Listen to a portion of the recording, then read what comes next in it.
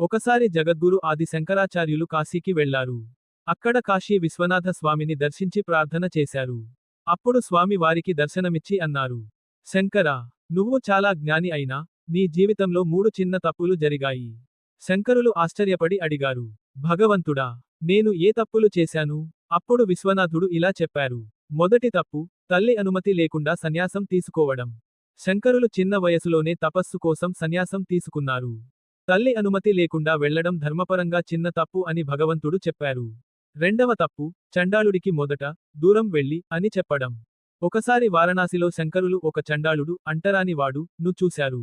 ఆ సమయంలో వారు అజ్ఞానవశాత్తు దూరం అవ్వు అని అన్నారు. కాని వెంటనే ఆ చండాలుడు రూపంలో ఉన్న భగవంతుడే శంకరులను ఉపదేశించాడు. అహంకారాన్ని వదిలి బ్రహ్మసత్యాన్ని గ్రహించు. దాంతో శంకరులు తప్పు గ్రహించి క్షమాపణ కోరారు. మూడవ తప్పు, శాస్త్రజ్ఞానం మీద గర్వం కలగడం. శంకరులు బహుశా ఒక సమయంలో తమ జ్ఞానం, వాదనల మీద గర్వించారు. అప్పుడు భగవంతు వారికి గుర్తు చేశాడు. జ్ఞానం ఉన్నవాడికి గర్వం కాదు, వినయం అలంకారం. తరువాత ఏమైంది? ఆదిశంకరులు ఆ 3 తప్పులను ఒప్పుకుని, భక్తిపూర్వకంగా క్షమాపణ కోరారు.